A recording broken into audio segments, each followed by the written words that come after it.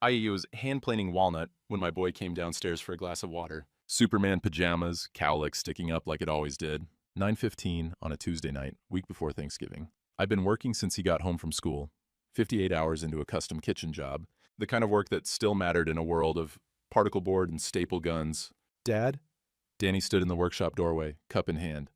Can I ask you something? Sure, buddy. I kept the plane moving, shavings curling off the blade like ribbon. Why did Mom tell me not to say his name? My hands stopped. The plane sat frozen mid-stroke. Everything went quiet.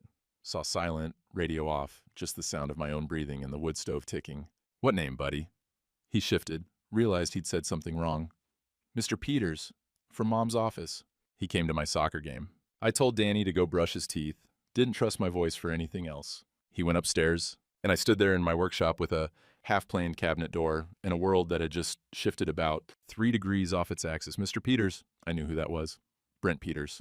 Worked at the law firm on Main Street, the one that handled foreclosures and divorces. Linda had mentioned him a few times, something about updating her will, some paperwork she was handling through the office where she did bookkeeping 3 days a week. But he'd been at Danny's soccer game.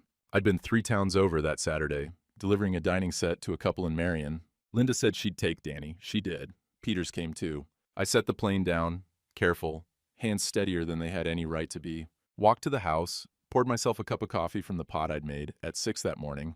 Cold now. Tasted like ash, but I drank it anyway. Sat down at the kitchen table, the table I'd built 12 years ago, tongue and groove walnut, never wobbled once, and waited. Linda's book club let out at 10. She'd been going every Tuesday for the past 3 months. Book club, right. The clock on the wall ticked. The refrigerator hummed. Upstairs, I could hear the water running while Danny brushed his teeth, then his footsteps padding to his room. The house settled into quiet, the kind that should have felt peaceful but instead felt like waiting for a storm. Headlights swept through the kitchen window at 10:47, late but not unusual. Her car door slammed. Keys in the lock. I sat there in the dark, hadn't bothered turning on the lights. Just me and that cold coffee and the sound of my own heartbeat. She walked in, flipped the light switch, and stopped when she saw me. Roy, why are you sitting in the dark? Who's Peters? The question came out level, calm. I'd spent the last hour and a half making sure it would. Linda froze, purse still on her shoulder. For a second, I thought she might deny it, thought she might ask what I was talking about, play confused, make me feel crazy for asking. She didn't. Her shoulders dropped. Her whole body seemed to get lighter, like she'd been carrying something heavy and just set it down. I was going to tell you, she said. I just needed to be sure first. Sure of what? I didn't ask. Already knew. Sure she wanted him more than me. Sure she could make the jump. Sure she'd land on her feet. How long? She looked at the floor. Does it matter? Yeah, it matters. 6 weeks. Maybe 8. I traced the grain of the table with my thumb. Remembered building it. Remembered Linda standing in the garage watching me work. Remembered her saying it was the most beautiful thing she'd ever seen. That was 12 years ago. Felt like yesterday. Felt like a lifetime. He came to Danny's soccer game. That got her attention. Her head snapped up. Danny told you? Kid doesn't know how to lie yet. She closed her eyes. I didn't want him to know. I told him not to say anything. Yeah, well, you put a secret in an 8-year-old and expect it to stay there. You don't know kids very well. She set her purse on the counter. Didn't come any closer. Roy, I didn't plan for this to happen. When did I miss it? The question came out before I could stop it. What game? What Saturday? 3 of them. Her voice was quiet. You were working. 3. 3 times. Another man had been at my son's games while I was out delivering furniture, installing cabinets, doing the work that paid for the house and the car and the college fund I'd been building since Danny was born. I think I should sleep in the guest room tonight, Linda said. Just tonight? The silence stretched out between us like a canyon. She turned and walked upstairs. I heard the water running in the guest bathroom. Heard the door close. Heard my marriage ending in real time, one small sound after another. I sat at that kitchen table until dawn. Coffee went from cold to room temperature. Light came up gray and thin through the windows. Somewhere outside, a truck went by. Probably Gene opening up the hardware store at 6, like he'd done for 40 years. I'd asked Linda how long. She'd said 6 weeks, maybe 8, but I had a feeling, the kind that sits in your gut like a stone, that how long was the wrong question entirely. The right question was how long has she been planning this, and I had a feeling I wasn't going to like the answer. Linda brought up counseling over breakfast 3 days later. Danny had already left for school. I was standing at the counter, spreading peanut butter on toast because I'd forgotten to eat dinner the night before, and my stomach was finally reminding me it existed. "I think we should see someone," she said. "Talk this through." I set the knife down. "A therapist." "Yes. You want to fix this?" "I want to try." A part of me, the part that had built our house with my own hands, that had promised her father I'd take care of her, that still remembered our wedding day when everything seemed possible. That part wanted to believe her. Wanted to think maybe we could navigate through this if we just talked it out, figured out where we went wrong, did the work. So I said yes. Dr. Brennan's office was in the next town over, above a dentist's practice. Smell of antiseptic and carpet cleaner, fake plants in the corners, one of those inspirational posters on the wall about journey and destination that didn't mean anything. "What brings you here today?" Dr. Brennan was maybe 55, kind eyes, the sort of voice that probably worked on most people. Linda went first. "We've grown apart. Roy works all the time. I feel invisible." My turn. "My wife's having an affair. I want to fix our marriage." Dr. Brennan cleared his throat and started talking about communication styles. We went 3 times. Every Tuesday evening, right after Linda's book club let out, I made reservations at Moretti's for a date night like Dr. Brennan suggested, the nice Italian place Linda used to love. She canceled the morning of. Headache. Rain check. The rain check never came. 3rd session, Dr. Brennan asked Linda what she needed from me to stay in the marriage. Long pause. Long enough I could hear the clock on the wall, the hum of the heater, someone walking down the hallway outside. "I need him to be different," she finally said. "Different how?" I asked. She couldn't answer, or wouldn't, just sat there looking at her hands. That's when I knew. The problem wasn't something I'd done, or hadn't done. The problem was that she'd stopped wanting me, and no amount of talking was going to change that. Dr. Brennan was saying something about needs and expectations when my phone buzzed. I glanced at it. "Vernon, my older brother. Hadn't heard from him in 3 years. At your place. Can we talk?" When I pulled into the driveway at 9:30 that night, there was a beat-to-hell Chevy truck sitting there. Exhaust loud enough to wake the neighbors. Vernon was leaning against the driver's door, duffel bag at his feet, looking about 10 years older than the last time I'd seen him. "Roy." "Vernon." He'd walked out on his wife and 2 daughters 15 years back. Drank his way through Indiana, then Kentucky, then back to Indiana. Last I heard, he was somewhere around Evansville, working construction when he could, sleeping in his truck when he couldn't. "Got nowhere else to go," he said. "I can pay rent." Every reason in the world to say no. Vernon had made his choices, burned his bridges, earned his exile. Our father had been a mean drunk, and Vernon had spent 20 years proving the apple didn't fall far from the tree. But standing there in my driveway, on a Tuesday night, 3 days before Christmas, looking at my brother with his shame in his duffel bag and his rusted-out truck, I couldn't do it. "Workshop apartment out back," as I said. "Needs cleaning. Heat works." He nodded. Didn't thank me. Knew he didn't deserve it. Linda met him at the door when we came in. She was polite, curious, already calculating. More chaos in Roy's life, more complications. That would help her story, wouldn't it? The struggling husband who couldn't keep his life together. Danny came downstairs in his pajamas, eyes wide. "Who's that?" "Your Uncle Vernon," I said. "I have an uncle?" Vernon crouched down, eye level with my boy. "Yeah, buddy, the screw-up one." Danny laughed. Kids always knew when adults were telling the truth. Christmas Eve, late, I brought Vernon blankets and a space heater. He was unpacking his duffel, didn't take long, man didn't own much, and I saw a photo frame. 2 teenage girls, smiling, maybe 10 years old in the picture. His daughters. They'd be in their 30s now. "They don't talk to me," Vernon said, following my eyes. "Haven't in years. My fault." "Why come here then?" He set the photo on the shelf above the workbench. Careful, like it was made of glass. "Figured I owed you one. Dad was harder on you." Our father had taught carpentry with his fists as much as his words. I'd taken most of his beatings because I was younger, smaller, easier to catch. Vernon had run as soon as he turned 18. I'd stayed because Mom needed someone. "Get some sleep," I said. Christmas morning, Vernon made pancakes. Terrible pancakes, somehow burned and undercooked at the same time. Thick as rubber. Drowning in syrup to hide the taste, we ate every bite. Linda watched from the doorway, coffee in hand, face unreadable. Danny asked if Uncle Vernon was staying. "For a while," I said. After breakfast, we went to church, like we did every Christmas. Lutheran service, same pews we'd sat in for 15 years. Pastor Lindholm doing the same reading from Luke he did every year. Linda drove. I sat in the passenger seat, Danny in back, humming Christmas carols off-key. In the church parking lot afterward, while Linda was chatting with Mrs. Kowalski and the other ladies, I went back to the car for my gloves. Linda's car, not my truck. The glove box was open, just a crack, but enough. Inside was a folder, blue tabs. Linda's handwriting on the front. I opened it. Custody motion, draft. 12 pages, legal formatting. Peters's firm letterhead, dated September 14th, 4 months ago. The Christmas lights, strung across the parking lot, reflected off the windshield. Red and green and gold. Festive. Behind me, I could hear people laughing, calling out Merry Christmas, making plans for dinner. I read the first page, then the second, then all 12. Every late night I'd worked. Every dinner Danny had eaten alone. Every school event I'd missed, all documented, time-stamped, photographed. Linda's handwriting in the margins.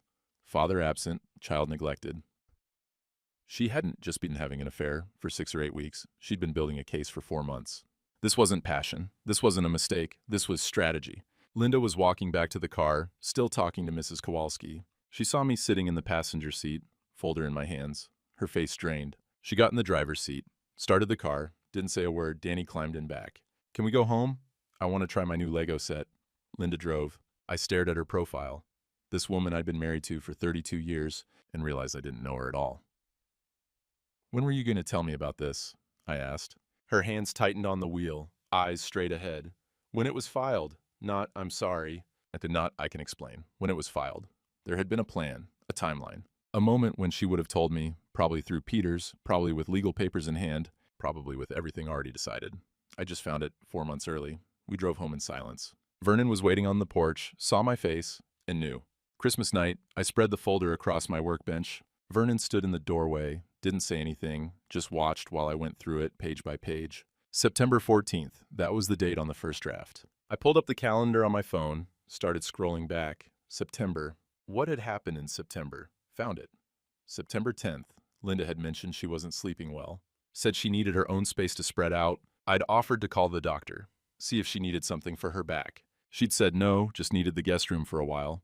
4 days later, this motion was drafted. October entries started showing up. Dates, times, photographs. I recognized some of them. Printed out from Linda's phone, I guess. October 15th. Father's truck not in driveway at dinner time. Child ate cereal alone. I'd been installing cabinets for the Henderson job that day. Got home around 8. Danny had done his homework at the kitchen table. Made himself a bowl of Cheerios.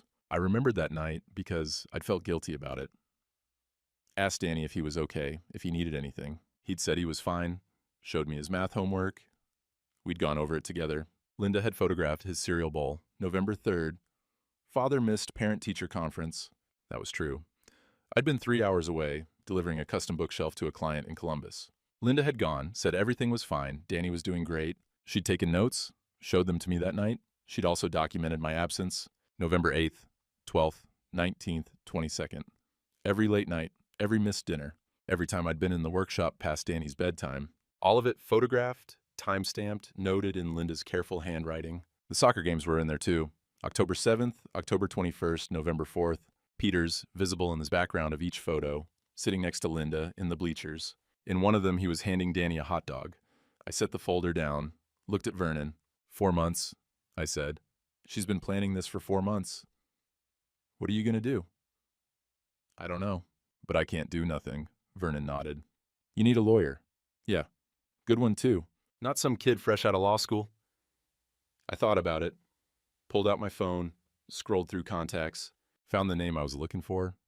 Ed Haskins. Went to high school together. Played linebacker until he blew out his knee senior year. Went to law school instead of college ball. Had an office on Main Street, above the hardware store. Called him the next morning. Ed's receptionist was Mrs. Chen. She'd known my mother, had worked for Ed for 30 years. Roy Hutchins, she said when I walked in. Haven't seen you in here since your mother's will. I need to talk to Ed. He's expecting you. Ed's office looked like it hadn't changed since 1985. Wood paneling, law degrees on the wall, family photos, a Rotary Club plaque. He stood up when I came in, shook my hand. Roy, sit down. I slid the folder across his desk. He read it. Face got harder with each page. When he finished, he looked up. Peters drafted this? His firm's letterhead. That son of a bitch. He caught himself. Pardon my language. I've thought worse. Ed leaned back in his chair, started explaining things. Custody battles, documentation strategies, how courts look at patterns of neglect, how what looks bad on paper might have perfectly good explanations, but you've got to prove it. Roy, have you ever hit your kid? No. Missed child support, failed a drug test, got a DUI? No. None of that?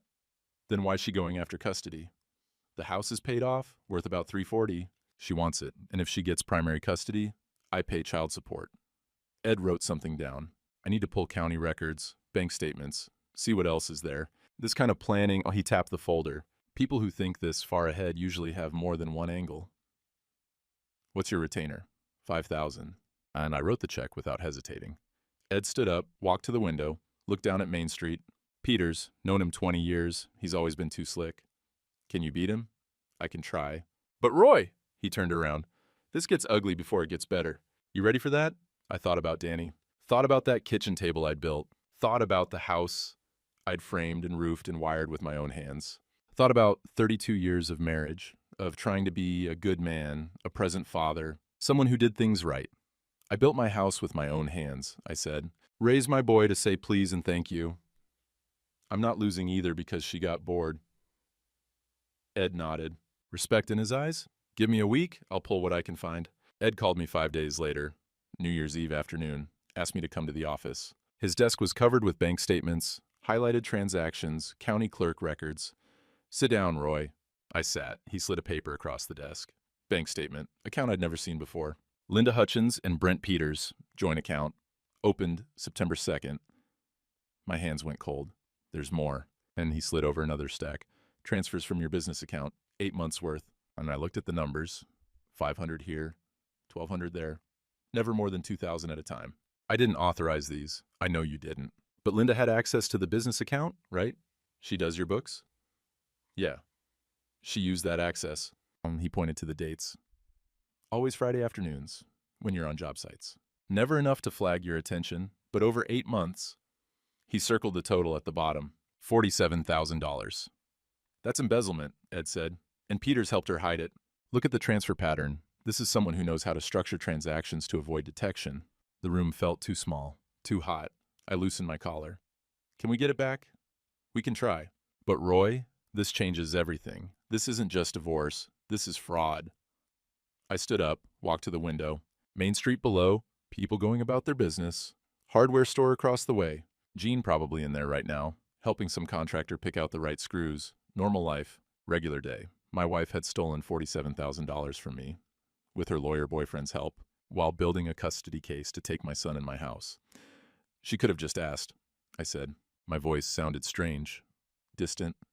For money, for the house, for a fair split, I would have given it to her. She didn't want fair, Ed said quietly. She wanted everything. And Peters helped her try to take it. I turned around. What do I do now? We build our own case. Document everything from this point forward. Every dinner with Danny, every homework session, every bedtime, and we don't give them anything to twist. Ed walked me to the door. Roy, one more thing. Assume everything's being watched. Every conversation, every minute with Danny. You're already on trial. They started it 4 months ago. We're just catching up. I drove home. Linda's car was in the driveway. Inside, she was cooking dinner. First time in weeks. Danny was at the table, doing homework. It looked so normal. It felt like a trap. January came in cold. They said it was the coldest winter in 20 years, and I believed it. Wind chill hit -15 most mornings. Pipes froze at the Henderson place. I spent 3 days thawing them with a heat gun, wrapping them in insulation, trying to keep the water running. Ed called me into his office again. Second week of January. More papers on his desk. Peter's motion, he said, sliding it across. The one they're actually filing. I read it. Legal language, but I got the gist. Pattern of emotional neglect. Father prioritizes work over child. Father absent from home during critical developmental period. Father demonstrates insufficient parental engagement. Every observation was technically true. I had worked late. Danny had eaten cereal for dinner. I had missed conferences. But the way they told it, I was some deadbeat who didn't give a damn about his kid. They're not lying, Ed said. That's what makes it effective. They're just removing all context. I was working to pay the mortgage, to save for Danny's college. I know. But on paper, without explanation, you look absent. Ed flipped to another page. Here's what we're up against. They'll bring witnesses. Your business partner, probably. He'll testify you worked long hours. Linda's coworkers, they'll say she was the primary caregiver. Maybe a neighbor who never saw your truck in the driveway at dinner time. And so what do I do? From now on, you document your parenting. Every dinner together, every homework session, every bedtime story. You build a counter-narrative. He looked at me hard. And Roy, assume everything's being documented. Every conversation, every minute with Danny. You're on trial right now. You just don't have a courtroom yet. I drove home. Linda was at the kitchen counter, looking at her phone. She glanced up when I walked in, then back down. Didn't say hello. Danny was upstairs. I could hear him moving around in his room. Linda's phone buzzed. She checked it, and something I hadn't seen in weeks crossed her face. A smile. She typed something back, quick, still smiling, then set the phone down when she noticed me watching. "What?" she said. "Nothing." But it wasn't nothing. Whoever was on the other end of that text made her happy, made her light up. Used to be me who did that. Not anymore. 3 days later, I was on the Henderson job site when my phone rang. Danny's school. Principal Morrison. "Mr. Hutchins, there has been an incident." I was in my truck and driving before she finished explaining. Danny had punched another kid at recess, split his lip, both boys suspended. The principal's office smelled like floor cleaner and old carpet. Danny was sitting outside on a bench, eyes red, staring at his shoes. Inside, Connor Shaw's parents were already there. Connor had a fat lip, ice pack pressed to his face. Principal Morrison walked me through it. Connor had been saying things for weeks, taunting. "Your mom's a cheater. My dad says your parents are getting divorced." Today, Danny finally snapped. "Take it back," he'd said. Connor wouldn't. Danny swung. Connor's father, Tom Shaw, worked at the feed supply, stood up. "Your family problems aren't our kids' problem." "You're right," I said. "I apologize." "Danny will apologize too." "Damn right he will." The door opened. Linda walked in, dressed for work, professional as always. She looked at Danny through the window, then at me. "What happened?" Principal Morrison explained again. Linda's jaw tightened. "This is unacceptable. Danny knows better than this." She turned to me. "This is what happens when children are exposed to instability." And there it was, the line she'd practiced, the narrative she was building. I could almost see her making a mental note. January 18th. Child exhibited violent behavior. Father's crisis causing behavioral problems. Principal Morrison was talking about consequences, 3-day suspension, in school. Danny would need to write an apology letter. "I'll make sure he does," I said. Linda added, "We both will." We were still a team. I drove Danny home in my truck. He sat in the passenger seat, silent, staring out the window. "What you did was wrong," I said. He nodded. "But I understand why you did it." He looked at me then. I just wanted him to stop saying things about Mom. My heart cracked right down the middle. 8 years old, and he was already carrying adult weight. Fighting battles I should have been handling. "Danny, listen to me. You don't have to defend her. You don't have to defend me. You're a kid. That's not your job." "Then whose job is it?" "Mine." We pulled into the driveway. Vernon was on the porch, saw my face, stood up. "What happened?" "Danny threw a punch at school. Kid was saying things about Linda." Vernon looked at Danny, then at me. "So he's fighting your fights now?" "Don't. Someone's got to say it." Vernon stepped closer, voice low so Danny couldn't hear through the truck windows. "Kid's watching you take hit after hit without swinging back. He thinks that's weakness. So he's swinging for you." I wanted to argue. Couldn't. Vernon was right. That night, I couldn't sleep. Went to the workshop around midnight. Figured I'd work on something, tire myself out. Started cutting dovetails for a chest of drawers. Nobody ordered. The table saw was loud. Too loud. Didn't bother with ear protection. Hands were shaking. Exhaustion. Cold. Everything catching up at once. The cut nearly went wrong. Piece kicked back, missed my hand by maybe an inch. Could have taken fingers. I kept cutting. Vernon appeared in the doorway. I didn't hear him come in over the saw noise. He walked over and unplugged it. The silence was sudden and huge.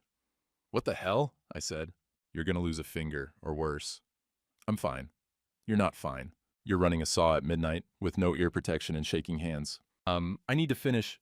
"Nobody ordered this," Vernon pointed at the chest. "You're hiding." I slumped onto the work stool. Everything hurt. My back, my hands, my head. Everything. "I don't know how to fight them without becoming what I hate," I said. "Your old man?" I nodded. Our father had taught with his fists, corrected mistakes with the back of his hand. I'd sworn I'd never be that kind of man. Never angry, never cruel. So I'd gone the opposite direction. Patient to a fault, slow to confront, took turn the other cheek as gospel. And look where it got me. "There's a third option," Vernon said. "Let me show you something." He pulled out his wallet, extracted a folded piece of paper, old, creased, tear-stained, handed it to me. "What is this?" "Reason I'm here. Read it." I unfolded it. Letter, handwriting I didn't recognize. "Dear Dad, I don't hate you. I'm not even angry anymore. Just sad. Sad you chose the bottle over us. Sad you left without trying. Sad I have to explain to my kids why they don't have a grandpa. I wish you'd fought for us, but you didn't. Maybe someday you'll try to make it right. Until then, take care of yourself. Sarah." I read it twice before Vernon spoke. She wrote that 10 years ago, he said. November 2015. Got forwarded to my last address. Carried it ever since. You never answered? Not for 9 years. Didn't think I deserved to. He pulled out another letter. Newer paper. Less worn. Wrote back 3 months ago. When I hit 3 years sober. Figured. Time to try. He showed me the response. Sarah had written back. They were talking now. Phone calls, careful, awkward, but real. She's got 2 girls, Vernon said. My granddaughters. 10 and 12. Never met them. Why are you telling me this? Vernon looked at me. Really looked at me. Because Sarah called me in December. Said she heard through the grapevine, you know how small towns are, that you were going through hell. That Linda was running around with some lawyer.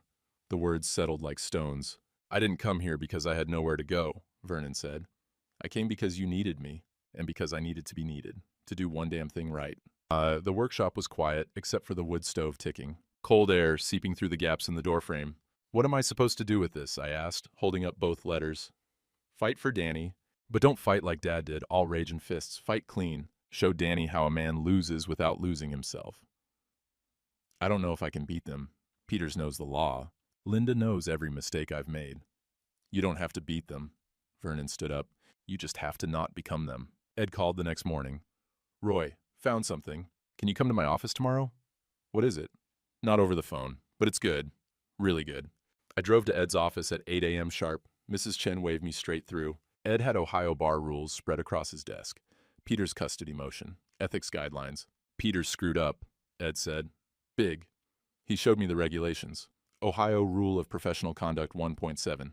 A lawyer can't represent a client if there's a conflict of interest. Personal relationship with the client counts. Peters is Linda's attorney of record, Ed said. And he's her boyfriend. He never disclosed the relationship to the court. Never withdrew when it started. Can we use this? We have to report it. It's mandatory. But more than that? Ed leaned forward. It taints their whole case.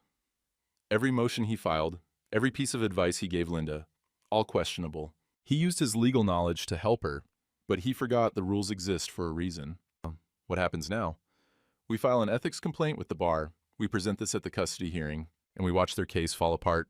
For the first time in weeks, I felt something close to hope. When's the hearing? Ed checked his calendar. February 14th, Judge Reardon. I laughed. Couldn't help it. Valentine's Day, of course. Appropriate, in a way.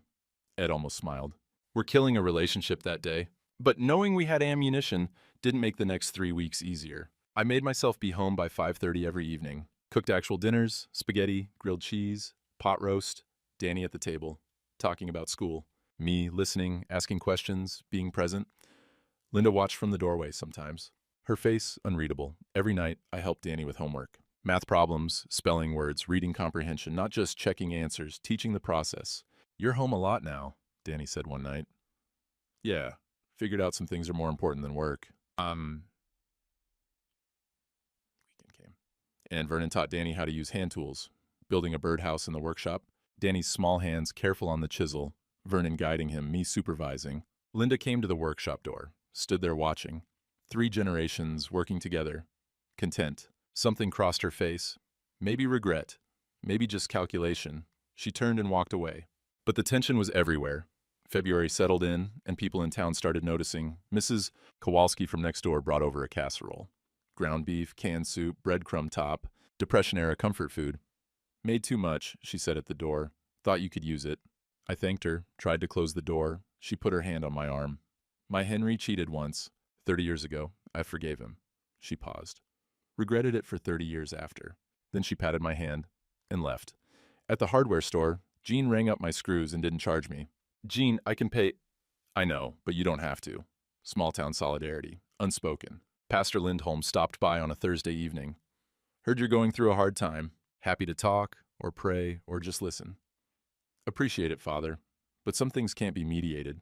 Fair enough. But if you need anything, character reference, testimony, just coffee, I'm here. And the church ladies stopped inviting Linda to potlucks. The grapevine worked fast in small towns. Social cost was real, Linda noticed, didn't seem to care, already checked out. 3 weeks crawled by. Every day felt like walking on ice, waiting to fall through. Danny couldn't sleep the night before the hearing. Came to my room around 10, stood in the doorway. Tomorrow's the thing, right? Yeah, buddy. The judge is going to decide if I have to choose? No. You don't have to choose. That's what grown-ups are for, making hard choices so kids don't have to. He crawled into my bed. Whatever happens, you're my boy, I said. That doesn't change. Danny fell asleep within minutes.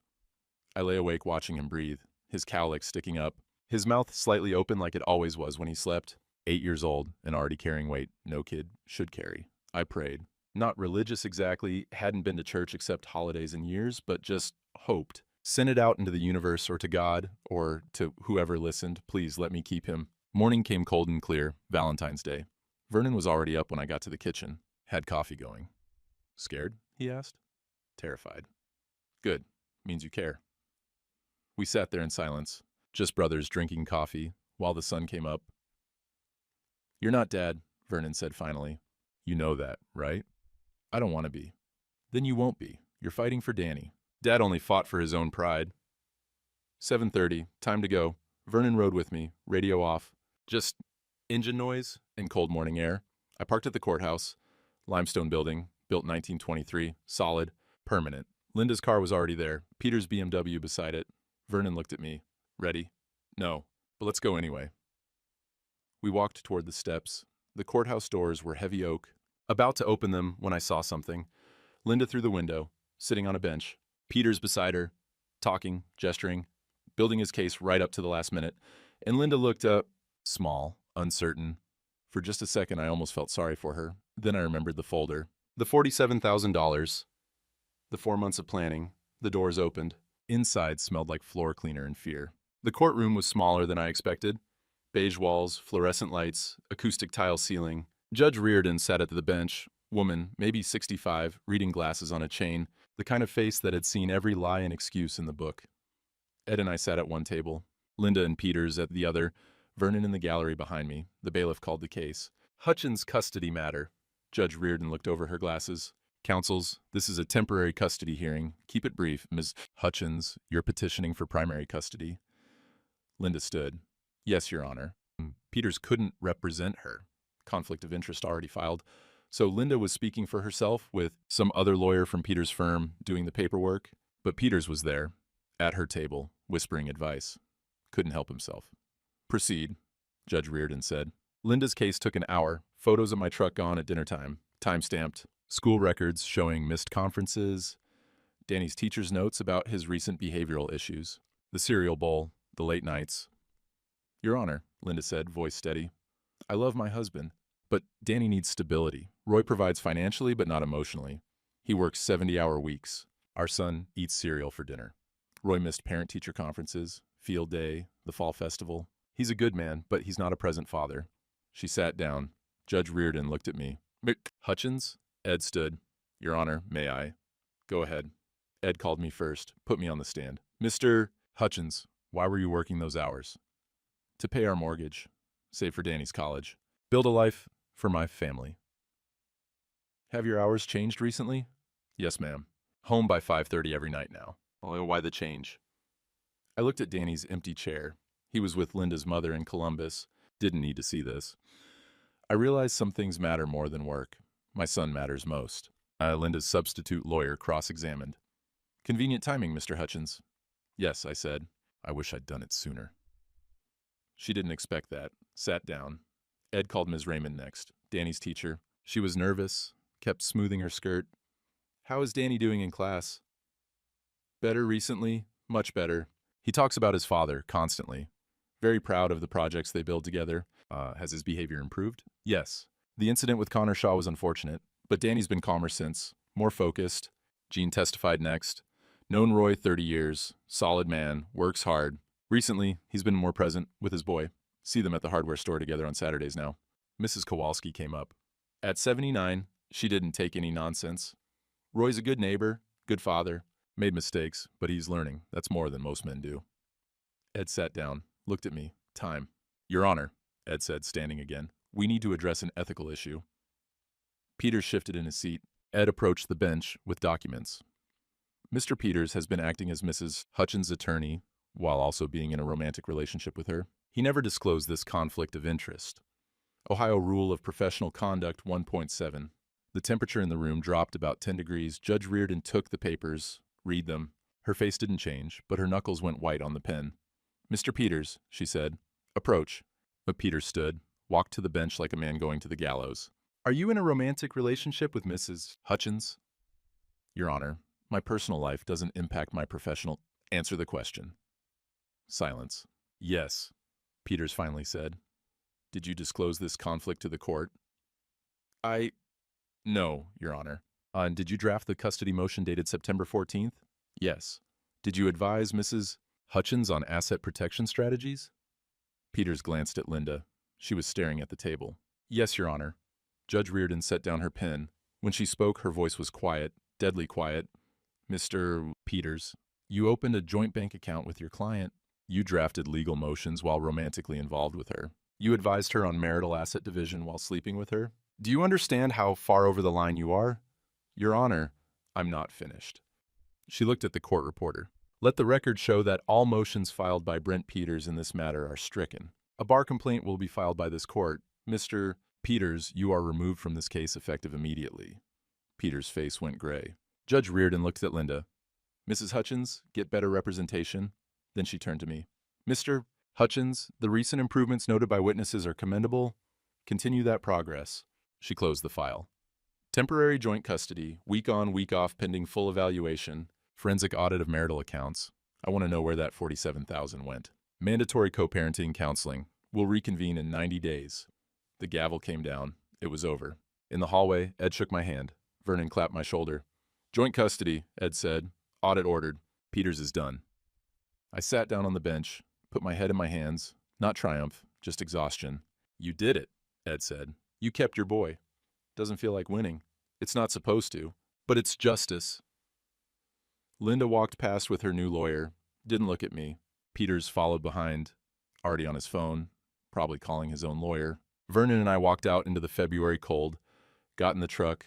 I just sat there, hands on the steering wheel, engine running. "You okay?" Vernon asked. "Yeah. No, I don't know. We drove to Danny's school. I'd gotten permission to pick him up early. He came out the front doors, backpack over one shoulder, looking for my truck, saw me and ran. I got out. He hit me like a linebacker, arms around my waist. "Is it over?" "Yeah, buddy." "Did you win?" "We both did. You and me." He pulled back, looked up at me. "Can we get pie?" I almost laughed. "Yeah, we can get pie." Millie's Diner at 2:30, lunch rush over, Denise working the counter. "Heard it went okay," she said, setting down 2 plates. Cherry pie, vanilla ice cream. "Glad for you, Roy." Thanks, Denise." She left us alone in the corner booth. Danny picked at his crust, quiet. "You okay?" I asked. "Are you and Mom gonna be okay?" The question I'd been dreading. "No, buddy, we're not." He nodded. Expected that answer. "Are you gonna be okay?" "Yeah, takes time, but yeah." Am I gonna be okay?" I reached across the table, took his hand. "You're gonna be more than okay. You and me, we're gonna be fine." He thought about that, took a bite of pie. "Can Uncle Vernon come to my next soccer game?" "Yeah, he can." "You too?" "Wouldn't miss it." We finished our pie. Danny told me about a book he was reading. Something about dragons. I listened to every word. In the truck after, Danny said, "Dad, I'm sorry I got in that fight at school." I know, but Danny, sometimes standing up for people you love means you get hurt. That's okay. Just gotta choose your battles." "Is that what you did? Chose your battle?" "Yeah, I chose you." He was quiet until we got home. Then, "What do we do now?" "We keep going, one day at a time." Vernon was on the porch when we pulled up, had his coat on. "How'd it go?" "Joint custody, Peters is out, audit ordered." Vernon nodded. "That's good, that's real good." Danny ran inside to change. Vernon and I stood there in the cold. "You did right," Vernon said. "Fought clean, won clean. Still lost my marriage. You lost a woman who stopped wanting you. You kept your dignity and your boy. That's not losing." Maybe he was right. Inside, Danny was asking if we could build something this weekend. "What do you want to build?" I called up the stairs. "Something for Mom, so she knows I still love her." My heart cracked and healed at the same time. "Yeah, buddy, we can do that." That weekend, we built Linda a jewelry box. Danny picked the wood, walnut, like our kitchen table, said he wanted it to last. In the workshop, I showed him how to cut dovetails. The strongest joint. Holds without nails, without glue, if you do it right. Just wood fitted together so precise it can't come apart. Like this? Danny's hands were small on the chisel. I guided them. Little bit more. There. Feel how it wants to go that way? Yeah. Vernon was in the corner, sanding brass hinges we'd picked up from jeans, humming off key like he always did. Some old country song I didn't recognize. Will Mom like it? Danny asked. She'll love it because you made it. He worked careful, concentrating, tongue between his teeth the way he did when something mattered. Dad, are you mad at her? I stopped planning, thought about it. I'm hurt, but I'm not mad at you for loving her. Can you be hurt and not mad? Yeah, that's called being a grown-up. Doesn't always make sense. Sunday we finished it, brass hinges attached, linseed oil rubbed into the wood until it glowed. Danny ran his hand over the top. We made this, he said. You made it, I just helped. Monday, he took it to Linda's house. It was her week. I pulled into the driveway, Danny in the passenger seat with the box wrapped in newspaper. Linda came to the door, looked surprised to see me. Usually I just dropped him at the curb. He's got something for you, I said. Danny carried the box up the steps. Linda unwrapped it right there on the porch. Her hands stopped when she saw what it was. Danny, her voice cracked. Did you make this? Dad helped, but mostly me. She opened it. The hinges worked smooth. The inside was lined with felt Vernon had found in his truck. Said it was left over from some job he did years ago. Linda started crying. Real tears, not the performative kind. She pulled Danny close. It's beautiful, she said. It's the most beautiful thing I've ever seen. Over Danny's shoulder, she looked at me. Something passed between us. Not forgiveness, not reconciliation. Just acknowledgement of what had been, of what was lost, of what we were both trying to protect. Thank you, she said. I nodded. Got back in my truck, drove away. Danny called that night. She put it on her dresser. Said she's going to keep her wedding ring in it. I didn't know what to say to that. February ended. March came in wet and cold, but the days were getting longer. You could feel spring underneath the winter, pushing up through the frozen ground. The house went on the market mid-March. For sale sign. In the yard I'd planted grass in front of the porch I'd built. Attached to the house I'd framed and roofed with my own hands. Showing started. Strangers walking through, opening closets, checking water pressure, talking about what they'd change. This wall would come down. These floors would get refinished. That outdated kitchen would be gutted. Felt like watching vultures pick over something still breathing. The house sold in 2 weeks. Young couple, first-time buyers, excited about the space. The woman loved the kitchen cabinets, said whoever built them knew what they were doing. Closing was at the title company. Linda and I sat on opposite sides of the table, didn't speak except to sign papers. The check split 50-50, minus the $47,000 she'd taken. When the clerk slid Linda her check, something crossed her face. Regret, maybe.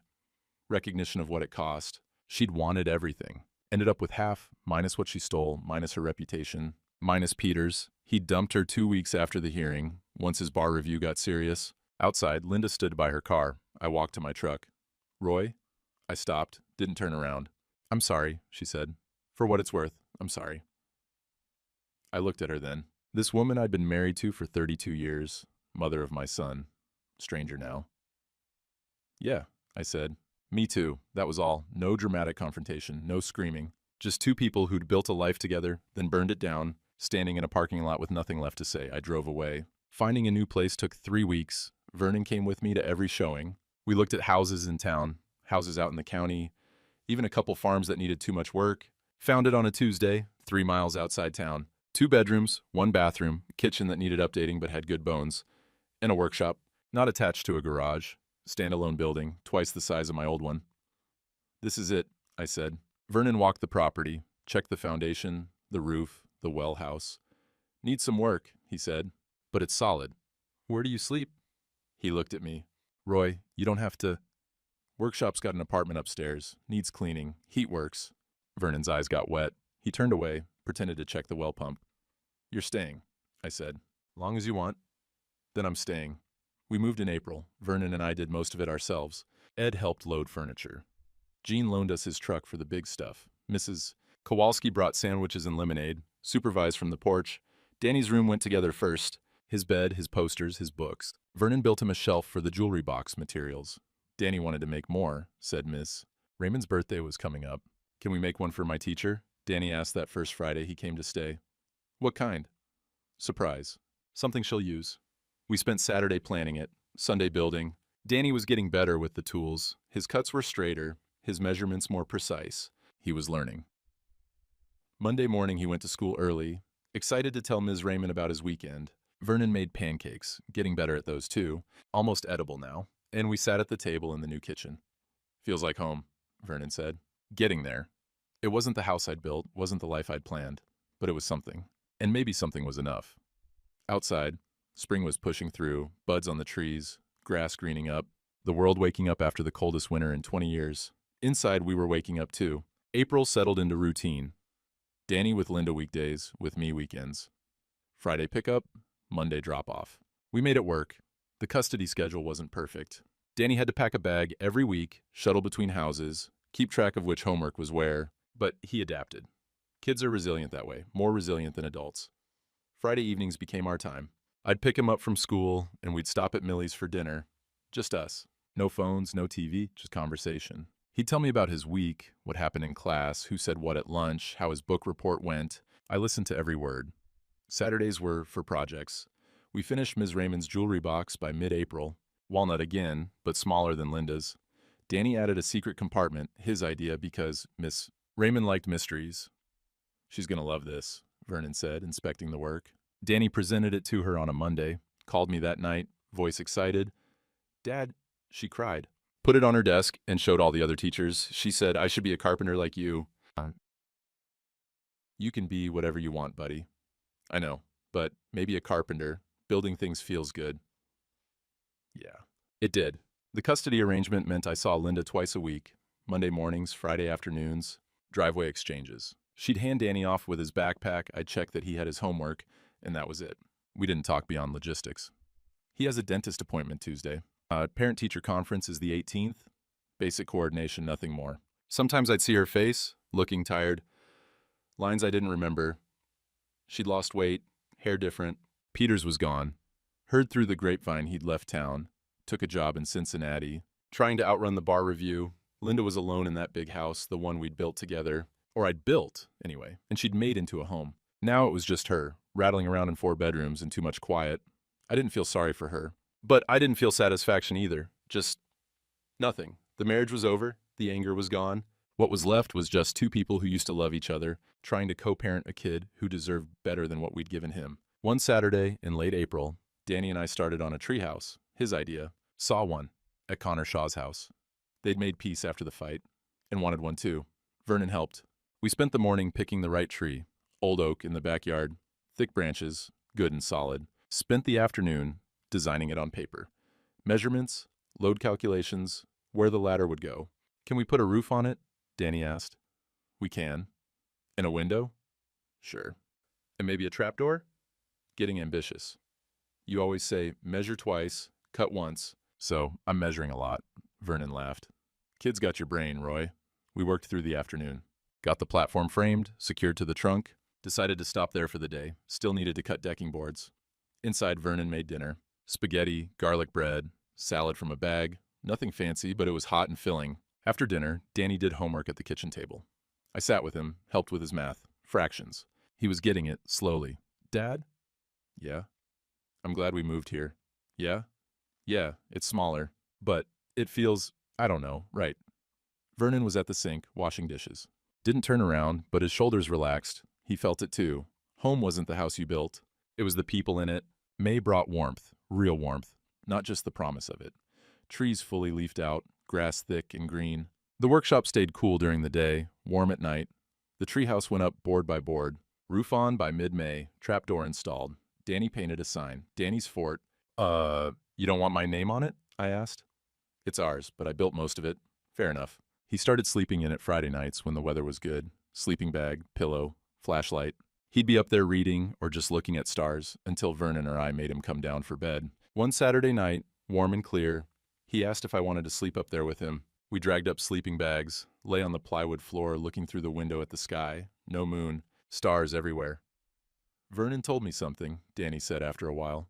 Yeah? He said you could have been mean when Mom left, when everything happened. But you weren't. I didn't say anything. Didn't know what to say. Why weren't you mean? He asked. I thought about it. About my father, about his fists, about the man I'd sworn never to become, about Linda and Peters and the $47,000 in the custody fight, about all the ways I could have been cruel, could have poisoned Danny against his mother, could have made everything worse.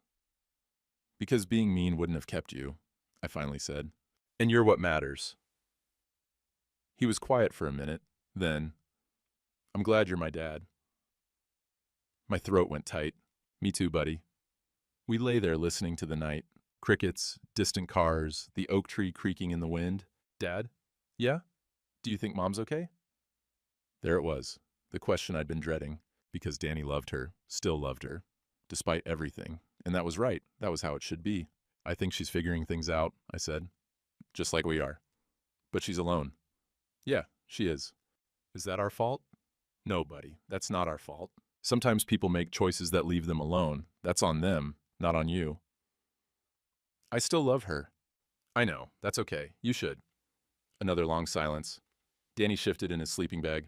I love you too, he said, quiet, like maybe he thought I didn't know. I know, buddy. I love you too. We fell asleep up there. Woke up to dawn light, dew on the sleeping bags, Vernon calling up from the ground that pancakes were ready. Danny scrambled down the ladder. I followed slower, joints reminding me I was 64, and sleeping on plywood wasn't what it used to be. But it was worth it. Every minute was worth it. The final hearing was scheduled for late May, 90 days from the temporary order. Ed called to remind me. Should be straightforward, he said. Audit came back clean. Well, except for the $47,000 Linda took. Judge will probably make the joint custody permanent, maybe adjust the schedule based on what's working. What do I need to do? Show up. Bring documentation of your time with Danny. And Roy, keep doing what you're doing. Judge Reardon likes to see follow-through. The hearing was on a Thursday. Linda and I sat in the same courtroom. Vernon in the gallery again. Ed presented the audit results, my documentation of parenting time, letters from Ms. Raymond and Jean and Pastor Lindholm. Judge Reardon reviewed everything, looked over her glasses at both of us. The audit shows significant financial irregularity, she said. Miss Hutchins, you'll be repaying that $47,000. We'll work out a schedule. Linda nodded, face pale. Joint custody is made permanent, week on, week off. Holidays split per the standard schedule. Both parents are required to maintain co-parenting counseling for 6 months. The gavel came down. Final. Outside, Linda stood by her car. I walked past. Roy? I stopped. He talks about you all the time, she said. The treehouse, the workshop, Vernon's pancakes. He's happy. Yeah, he is. You're a good father. The words I'd needed to hear 4 months ago. Too late now. I'm trying, I said. That was all. I got in my truck and drove to pick up Danny from school. He was waiting on the steps, backpack ready. All done? He asked when I pulled up. All done. So nothing changes? Nothing changes. He smiled. Good. Can we work on the treehouse when we get home? I want to add a rope ladder. Yeah, buddy. We can do that. And we did. Summer came, school let out. Danny spent his weekdays with Linda, but she agreed to let him have more time at my place since he wasn't in school. Most mornings, she'd drop him off around 9. I'd be in the workshop, Vernon already there with coffee going. We'd work until noon. Vernon taught Danny things I'd never gotten around to teaching him. How to sharpen a chisel properly. How to read wood grain. How to plane a board so thin you could almost see through the shavings. Your dad's got steadier hands, Vernon would say, but I got more patience for teaching. He learned from Dad, and Dad wasn't much for explaining. Danny soaked it up, asked questions, tried things, made mistakes, learned. By July, he could cut a decent dovetail. Not perfect, but solid. The kind of work that would hold. One Saturday morning, Danny woke up early, found me in the kitchen with coffee, watching the sun come up through the window. Can we build something today? He asked. What do you want to build? He thought about it. Nothing specific, just build something. So we did. Went out to the workshop, looked through the wood stock. Danny picked out a piece of cherry. Nice board, figured grain. Been saving it for something special. What's this going to be? I asked. I'll know when I see it. He started cutting. Measured twice, cut once. I watched, didn't interfere unless he asked. Vernon sanded something in the corner, humming his off-key songs. By afternoon, it was taking shape. A box. Not a jewelry box this time. Bigger, deeper. What's it for? Vernon asked. Memories, Danny said. Things I want to keep. He worked careful, added a lid with piano hinges, lined the inside with cedar. Vernon's suggestion said it'd keep things from getting musty. Finished it by dinner time. Sat back, admired it. That's good work, I said. Thanks. He took it to his room, came back an hour later, said he'd put in the photo from our first night in the treehouse. Vernon had taken it, me and Danny, in our sleeping bags, smiling at the camera. A rock from the creek behind the house. The instruction manual from his Lego set, the one Linda had given him for Christmas. Things I want to remember, he said. Good things? Some good, some just things that happened. Want to remember all of it. Wise for a kid. Wiser than I'd been at his age. Wiser than I'd been at 64, if I was honest. August came and went. Danny's birthday, 9 years old now. We had a party at the house. His friends came, including Connor Shaw. They'd gotten past the fight, turned into actual friends. Kids were better at forgiveness than adults. Linda came too, brought a cake, stayed for the party, chatted with Vernon, complimented the treehouse, told Danny how proud she was. Before she left, she pulled me aside. He's growing up, she said. Yeah, you're doing a good job with him. We both are. She smiled. Sad smile, but real. No, you are. I'm just trying not to mess it up worse than I already did. I didn't know what to say to that. Thank you, she said, for not turning him against me. You could have. Would have been easy. He loves you. That's not something I can take away. Wouldn't want to. She nodded, got in her car, drove away. Danny waved from the porch. September rolled around, school starting, 4th grade. Danny was excited, Ms. Raymond was teaching 4th this year, so he'd have her again. The Saturday before school started, we finished the treehouse, added a rope ladder like Danny wanted. Vernon installed a pulley system so Danny could haul things up without climbing down. What's left? Vernon asked, surveying our work. Nothing, Danny said. It's done. And we stood back, looked at it. Treehouse in the oak, solid, built to last. You did good work, buddy, I said. We did good work. Yeah, we did. That night, Danny asked if we could sleep in the treehouse one more time before school started. Make it a tradition, he said. Last night of summer. We dragged up sleeping bags. Vernon declined, said his back couldn't take plywood anymore, but he brought us up sandwiches and lemonade, stood at the base of the tree. You two have fun, he said. I'll be inside if you need me. Me and Danny lay there as the stars came out. Same view as that first night. Same crickets, same oak tree creaking, same peaceful quiet. Dad? Yeah, buddy. This was a good summer. Yeah, it was. Better than last year. Last year, Linda's still in the house. Marriage falling apart. Everything crumbling. Seemed like a lifetime ago now. Yeah, I said. Better than last year. Think next year will be even better? I thought about it, about the routine we'd built. The custody schedule that worked, Vernon's permanent place in our lives, Danny's growing skills in the workshop, the way we'd learn to navigate what was broken and build something new. Yeah, I said. I think it will be. Danny shifted in his sleeping bag. Dad? Yeah? I'm glad everything happened. And that caught me off guard. What? I mean, I'm sad you and Mom aren't together, but I'm glad we moved here. Glad Uncle Vernon stayed. Glad we built the treehouse. Glad you're home more. He paused. I'm glad I know you now, like really know you. My chest got tight. I'm glad too, buddy. If none of it happened, you'd still be working all the time. I'd still be eating cereal for dinner. We wouldn't have built anything. That's true. So maybe it was bad, but maybe it made things better. Does that make sense? Yeah, I said. It makes sense. Because he was right. I'd lost my marriage, lost the house I'd built, lost the life I'd planned. But I'd gained something I didn't know I was missing. I'd gained time with my son. Real time, present time, the kind of time you can't get back once it's gone. Dad? Yeah? Love you. Love you too, buddy. We lay there until sleep came. Tomorrow, school would start, the routine would shift again, Danny would grow up a little more, life would keep moving forward, the way it always does. But tonight, we were here, in a treehouse we'd built together, under stars that didn't care about divorce, or custody battles, or stolen money. And that was enough. More than enough. Vernon's pancakes would be waiting in the morning. 5 years on, I still think about that winter. The coldest one in 20 years, they said. Felt colder than that. I think about the night Danny came downstairs for water, about the folder in Linda's car, about sitting at Ed's desk looking at $47,000 in transfers, about the courthouse on Valentine's Day and the cherry pie after. Mostly, I think about what I almost became. My father taught with his fists, corrected mistakes with the back of his hand. I spent 30 years trying not to be him, patient to a fault, slow to confront, taking every hit because I thought that's what good men did. Turns out there's a third way.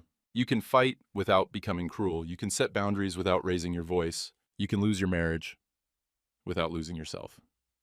Danny's 13 now, taller than Vernon, almost as tall as me, still comes every weekend. Still works in the workshop, though now he's teaching me things, showed me a trick with router bits he learned in shop class. Vernon's still here, 73, slowed down some, but he's family now. Talks to his daughters every Sunday, saw his granddaughters for the first time last Christmas. They called him Grandpa. He cried. Linda's in that big house still. We're cordial now. Not friends, but not enemies. She comes to Danny's soccer games. Sits on the other side of the bleachers.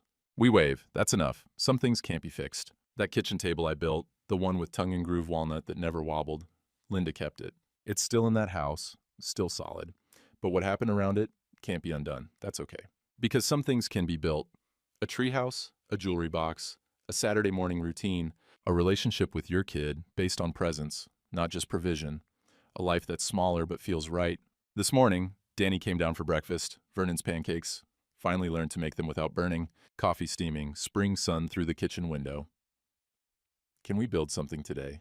Danny asked. Same question he's been asking for 5 years now. Yeah, buddy, I said. We can build something. And we will. We always do. Because that's what you do when things break. You don't just sit in the rubble. You pick up your tools, you measure twice, you cut once, and you build something that'll last.